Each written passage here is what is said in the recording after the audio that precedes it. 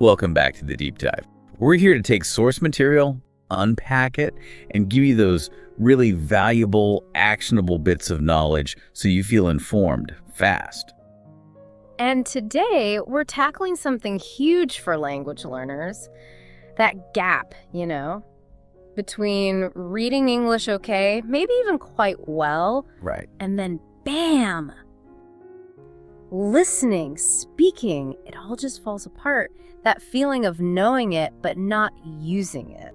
Yeah, that feeling of being totally lost in a real conversation or just freezing up when you try to say something.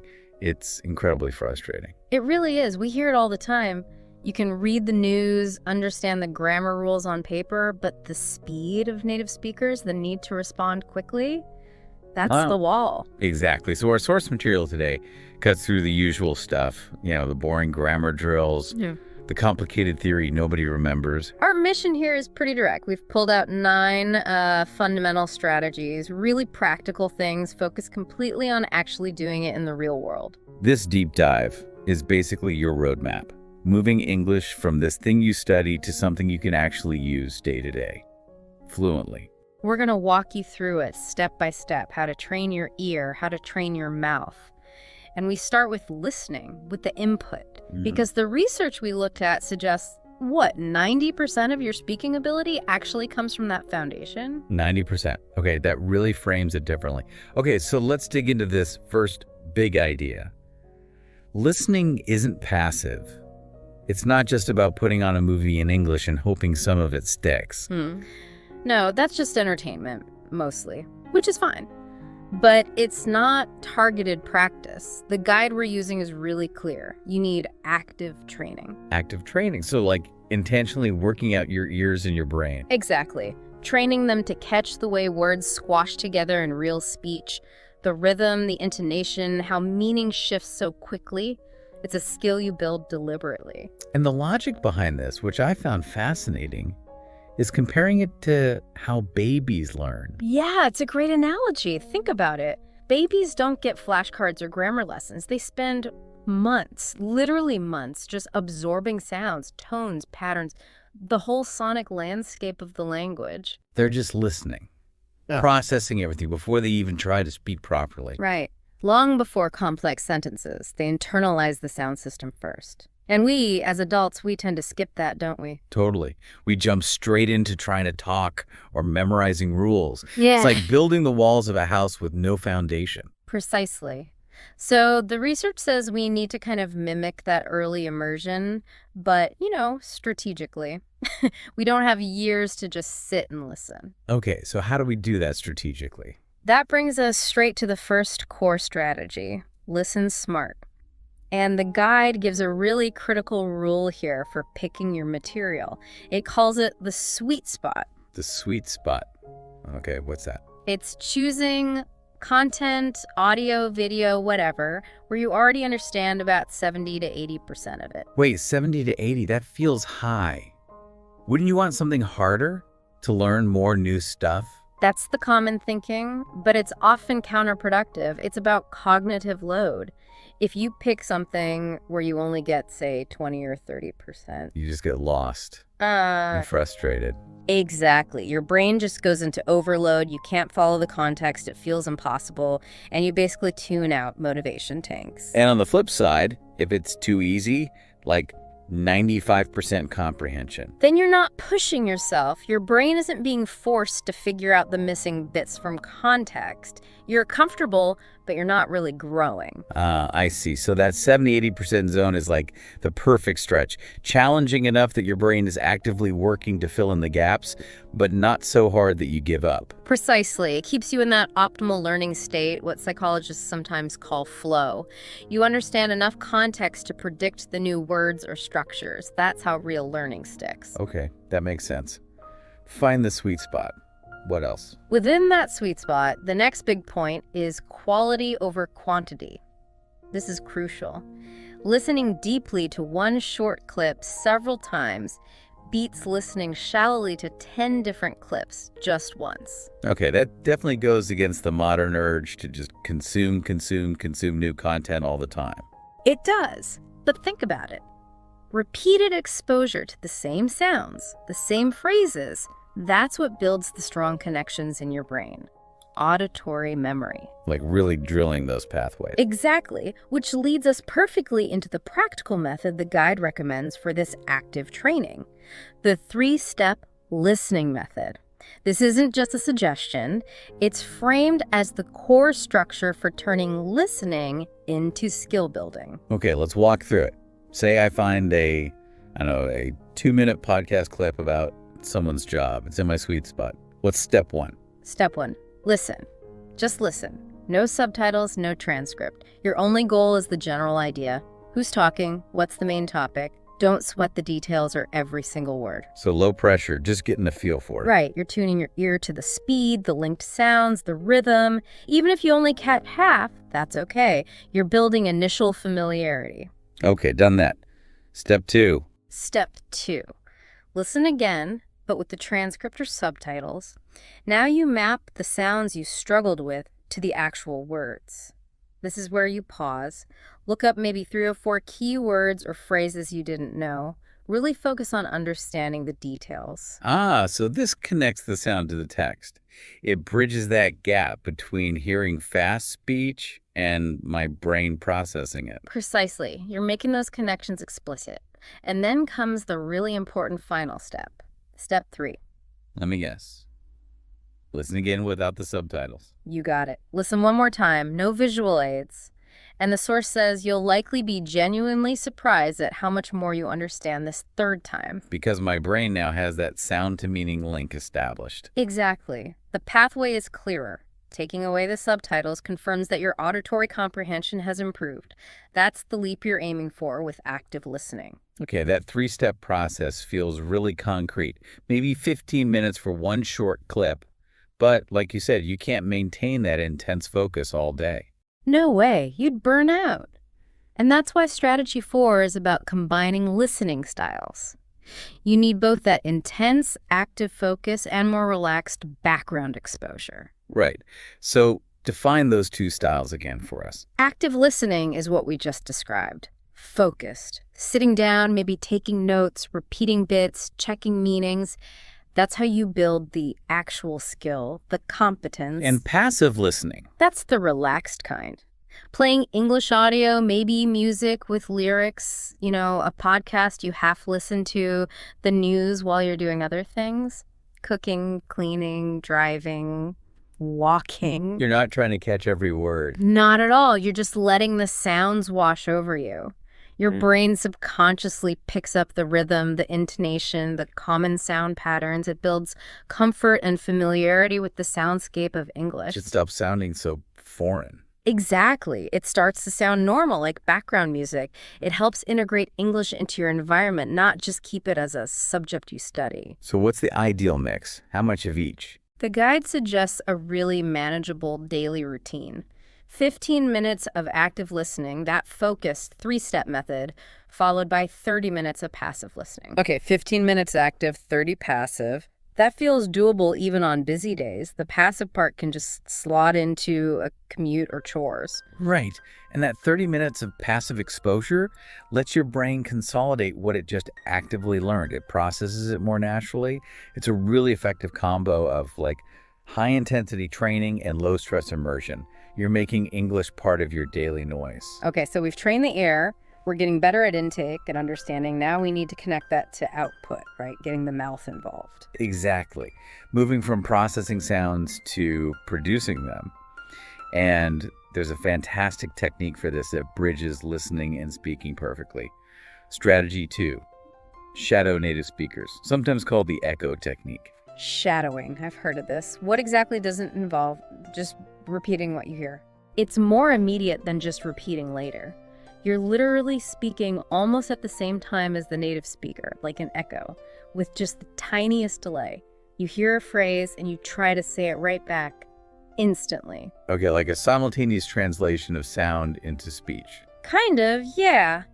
But the source material is really emphatic here. It's not just about saying the words correctly. If you're just reading aloud, you miss the point. So what's the extra layer? It's matching the speaker's tone, rhythm, and emotion, the music of the language. That's what you're copying. Can you give an example? Sure. If you hear someone say, "I cannot believe this is happening," with that stress and maybe rising intonation. You don't just say the words flatly. You try to mimic that exact delivery. The stress on cannot. The feeling. Precisely. Or if they say, "Are you serious?" With that upward inflection of disbelief, you copy that. It's the intonation, the stress patterns, the pauses, that's what makes speech sound natural. And shadowing targets all of it. That makes sense. You're learning the melody, not just the lyrics. Exactly. And the research explains why this works so well. It builds muscle memory for your mouth. English often uses sounds or combinations of sounds and requires tongue and lip movements that might be totally different from your native language. So shadowing is like physical training for your articulation muscles. It is. You're forcing your mouth to make shapes and sequences it's not used to. It might feel awkward, even robotic at first, like you're doing drills, but the payoff is huge. What are the main benefits then? Well, first, your pronunciation naturally gets smoother. Your muscles learn common sound chunks, think saying gonna instead of deliberately pronouncing going to. It becomes automatic. Okay, less effort for common phrases. Right. Second, your overall flow improves. Less hesitation because your mouth knows the patterns. And third, and this is maybe the biggest one psychologically, your confidence shoots up because you start to sound more natural. You feel the rhythm in your own speech. That feeling must be incredibly motivating. It really is. And there's a great bonus tip in the guide related to this. Don't just shadow one accent. Oh, right. Because English is so diverse. Exactly. Try shadowing different speakers, American, British, Australian, others. This trains your ear to understand variety, and it makes your own articulation more flexible. So when you meet someone with a different accent in real life, it's not such a shock. Good tip. Okay, so shadowing helps us produce the sounds. What about checking if we're doing it right? Ah, yes. This leads us to strategy 5, which the guide calls the uncomfortable necessity, recording yourself. Oh, boy. Yeah, nobody likes hearing their own voice, do they? Why is this so important? Can't I just get feedback from a friend or tutor? You can, and that's helpful too, but hearing yourself recorded is uniquely powerful. The source mentions something called auditory masking. Auditory masking, what's that? When you speak, the sound resonates inside your head, through your bones. This makes your voice sound deeper, maybe clearer, definitely more familiar to you than it actually sounds to other people. So I'm hearing a biased version of my own voice. Pretty much. Recording yourself removes that internal filter. It gives you the objective truth, this is what others hear.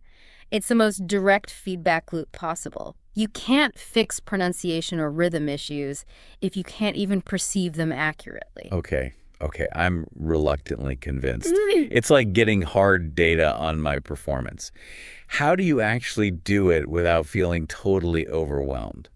The guide suggests a simple low-stakes exercise. Pick a really easy topic. My favorite food, what I did yesterday, plans for the weekend, something you don't have to think hard about. Right, keep it simple. Then just speak about it for 1 minute. Record that minute on your phone. Yeah. Then brace yourself and listen back immediately. 1 minute, okay, I can probably handle 1 minute. Then what? Just cringe. Haha, try not to just cringe. Use a checklist. Don't just think good or bad. Yeah. Ask specific questions. Where did I pause awkwardly? Did I use filler words like or a lot? Was my pronunciation clear on this specific word or that one? Was my rhythm smooth or choppy? So analyzing it technically, not just emotionally. Hunting for specific small things to improve. Exactly. You become your own coach. And the guide points out the reward. Track your progress. If you record that same 1-minute chat every couple of weeks, You'll actually hear the improvement over time. yes, hearing your own voice become clearer, faster, more confident, that's powerful motivation. It proves the practice is working and helps you push through the initial awkwardness. You're creating your own success story, basically. All right, now we get into something that's maybe less about mechanics and more about what's happening inside your head. It's often the biggest barrier for intermediate learners, that constant internal translation. Ah, the translation trap. Thinking in your native language, then trying to convert it into English on the fly. Exactly. Which brings us to strategy 3. Start thinking in English. This sounds simple, but it's a profound shift. It feels like a huge mountain to climb, though. My native language is just automatic. How do you even begin to switch that off, and why is it so critical? Well, the why is all about speed and cognitive resources. If your brain is constantly doing 2 jobs, formulating the thought in language A, then translating it word by word or phrase by phrase into English language B. It's just too slow for a real conversation. Way too slow. The conversation has already moved on by the time you finish your mental gymnastics. It creates that lag, that hesitation. It kills spontaneity and makes real interaction incredibly difficult. You're basically acting as your own simultaneous interpreter, and it's exhausting. So fluency isn't really about speaking fast, necessarily. No, the guide makes a great point here. Fluency is about speaking smoothly without that constant need to translate internally first. It's about having a more direct connection between your thought and your English words. Okay, direct connection, that's the goal. But how? You can't just flip a switch. No, you definitely can. It needs retraining. Yeah. The source suggests starting really small with practical daily steps, like building a new habit. Small steps. Like what? What's level 1? Level 1 is basic description. Use English for your internal monologue about simple everyday actions as you're doing things. So when I wake up, I literally think to myself, okay, I am getting out of bed now. I need to brush my teeth. Yes, or this coffee smells good, I feel a bit tired.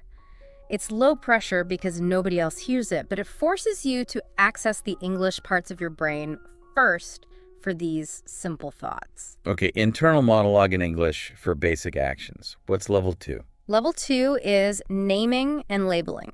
Actively look around your room, outside, wherever, and mentally label objects directly in English. See a tree, think green tree. See your cup, think hot coffee. The key being not thinking the word in my native language first, just straight to the English label. Exactly. You're trying to build that direct link between the object or concept and the English word, bypassing the translation step. It strengthens the association. Makes sense. And level 3, this sounds like it gets harder. It does. Level 3 is narration and mini storytelling. Now you move to forming complete sentences or short internal narratives about your day, your plans, your thoughts. So instead of just labeling, I'd think, right, after this, I am going to the shop. I need to remember milk and bread. I wonder if it will rain later. That kind of thing. Precisely. Or reflecting on something that happened. That meeting was interesting. I should follow up on that email. You're practicing stringing thoughts together using different tenses, all internally in English. It tackles more complex structures without the pressure of speaking out loud yet. So description, naming, narration, gradually building complexity all inside my head. Yes.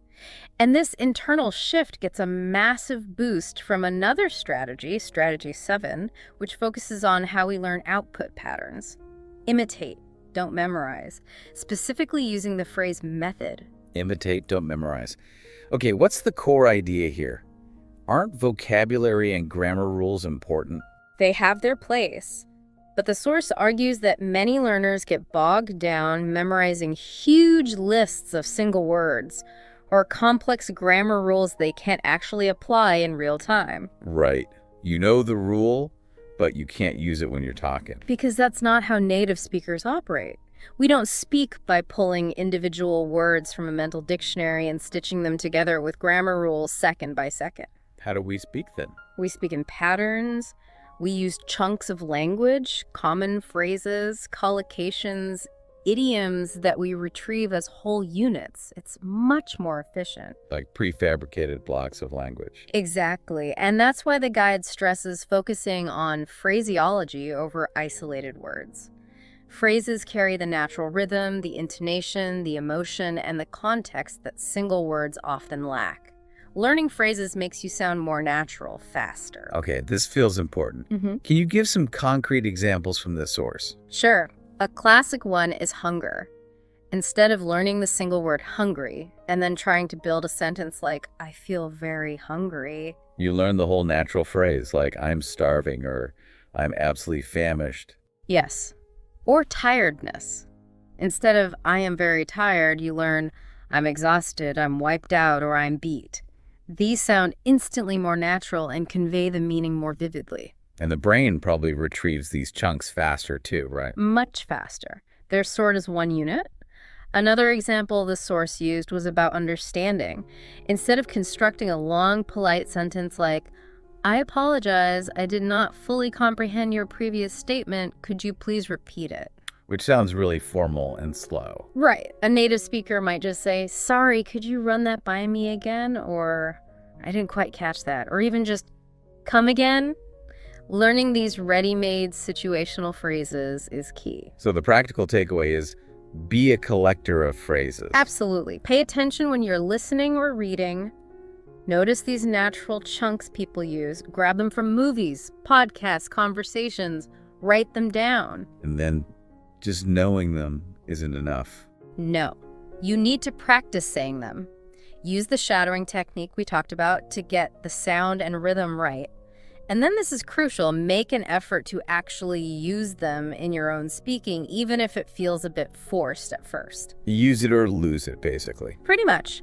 Language is about connection, the guide reminds us, and using these natural pattern phrases helps you connect more easily and sound more fluent, more like yourself. Okay, so we've worked on input, output, and the thinking process. Now we move into the environment and the crucial element of interaction. Strategy 8 is all about creating an English environment around you. Micro-immersion. Micro-immersion, I like that term. It sounds less daunting than moving abroad. This is about making English just part of your surroundings, right? Even if you're not in an English-speaking country. Exactly. It's about integrating it into your daily life in small ways, consistently, so your brain stops seeing English as a separate thing you study and starts seeing it as just part of your normal day. What are some specific practical ways to do that? The source must have examples. Oh yeah, simple but effective stuff.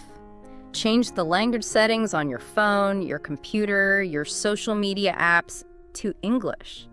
Think about how many times a day you interact with those interfaces. Wow, yeah, that's dozens, maybe hundreds of tiny English exposures every day without even trying. Right. Follow English-speaking creators online, on YouTube, Instagram, whatever platforms you use, but follow people whose content actually interests you. Cooking, gaming, science, fashion, whatever it is, makes the learning feel relevant, not like a chore. And media consumption. Big one. Try switching subtitles. If you normally watch with subtitles in your native language, switch to English subtitles. You're reading and hearing English simultaneously. That forces you to connect the written and spoken forms more directly. Yes, and try engaging with English music more actively. Look up the lyrics, try to understand them. It's all about increasing the touch points, making English unavoidable in a low-stress way. You're creating constant passive reinforcement. Okay, building the environment. But environment alone isn't enough, is it? You eventually have to talk to people. Yeah, you absolutely do. And that brings us to strategist 6, which the guide calls the necessary bridge. Practice with real people. This is non-negotiable for true fluency. Why is interaction so critical? Can't I just get really good through shadowing and thinking in English? You can get very good at understanding and even producing practiced sentences, but real conversation is unpredictable. It requires reacting in real time, negotiating meaning, handling interruptions, understanding different accents and speech styles on the fly. Stuff you just can't simulate perfectly on your own. Exactly. Self-study builds the foundation, but interaction is the bridge you have to cross to actually use English spontaneously and effectively in the real world. It's where learning meets living. Okay, but finding people to practice with can be hard, especially if you're not in an English-speaking place. What does the guide suggest? Thankfully, we have tons of options now. Language exchange apps are huge things like HelloTalk, Tandem, Speaky. You find partners online and trade practice. Maybe 15 minutes of you helping them with your language, 15 minutes of them helping you with English. That seems like a fair trade. What else? Online conversation clubs or cafes are great too, often topic-based, so you have something specific to talk about. And the source even mentions AI chatbots. Practicing with AI. Really? Yeah, as a supplementary tool. The benefit is it's non-judgmental. You can practice those phrases you collected, try out different sentence structures without any fear of making mistakes in front of a real person. It's good for building initial confidence or rehearsing. Okay, lots of avenues. And what about frequency? How often should you aim to have these interactions? Consistency trumps duration again. The guide strongly emphasizes that 10 minutes of speaking practice every single day is way more effective for building fluency and momentum than, say, one big 2-hour session once a week. 10 minutes a day keeps the rust away. Basically, it keeps the speaking muscles warm, keeps the quick response part of your brain active. Short, frequent practice builds the habit and makes it less daunting. And during these practices, Yeah. mistakes are going to happen. How to deal with that fear? The million-dollar question. This links directly to the mindset needed, which is the acceptance of error. The source is incredibly clear on this. You must stop fearing mistakes. Easier said than done for many people. I know, but think about it. If you wait until your English is perfect before you start speaking regularly, you'll literally never start. Perfection is an illusion. Mistakes are not failures. What are they then? They're evidence. Evidence that you're trying, pushing your boundaries, actually learning. Every single fluent speaker you admire has made thousands upon thousands of mistakes to get there. Natives make mistakes all the time. So the advice isn't wait until you're ready. It's the opposite. The guide puts it beautifully. Don't wait until your English is perfect to speak. Speak to make your English perfect. It completely flips the script on fear. speak to make it perfect. I like that. It's proactive. Exactly. And that whole mindset of acceptance and proactivity ties into the final strategy, number 9. Be patient and consistent. Think of it as a lifestyle shift. Okay, patience and consistency. We hear this a lot in learning anything. What's the specific angle here for English fluency? It's about normalizing the struggle. Feeling stuck, hitting a plateau where you don't feel like you're improving. Totally normal.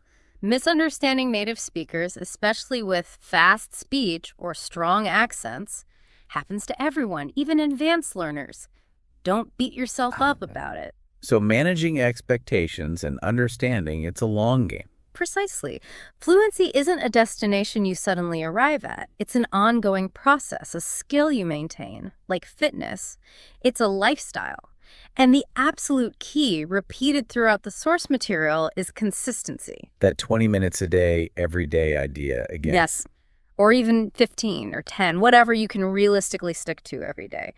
That consistent daily engagement is far, far more powerful than heroic, multi-hour study sessions once or twice a week that just lead to burnout. The guide uses an analogy for this. Right? Yeah, the gym analogy. You don't build strong muscles by going to the gym for 8 hours straight once a month, right? No, you just injure yourself and hate it. Exactly. You build strength through regular, manageable workouts over time. It's the same with language. Steady, consistent effort yields natural, sustainable results. Every little interaction, every 15 minutes of focused listening, it all adds up. It's progress. #OutTrackOutro. Wow. Okay, that was incredibly thorough. We've covered a lot of ground, from training your ear like a baby to shadowing like an echo, thinking in English, and finally just getting out there and talking. Yeah, it really breaks it down into manageable steps. I think the main theme that comes through is that fluency isn't really about having some special talent or finding the one magic app. It's more about Yeah, exposure, patience, and consistent strategic practice. Is that fair? absolutely. It's about the process. Yeah. Listen deeply using that 3-step method. Speak, often shadow native speakers. Record yourself, talk to real people, surround yourself with English in small ways every day. And maybe learn to enjoy the process a bit more, except the bumps along the road. Definitely. Be patient with yourself. Remember, those 9 strategies are tools in your toolbox. Use them consistently. Listen, speak, immerse, repeat. So for everyone listening, the key takeaway really is to take action. Pick 1 or 2 of these strategies and start incorporating them today, even just for 10 or 15 minutes. Right. And we want to leave you with that really powerful shift in perspective that the source material highlighted. The one thing to internalize as you move forward. It's that final thought about confidence, isn't it? It is. Stop waiting for confidence before you start speaking. It doesn't work that way. Start speaking, and the confidence will follow. Go on, try out one of those phrases you learned today.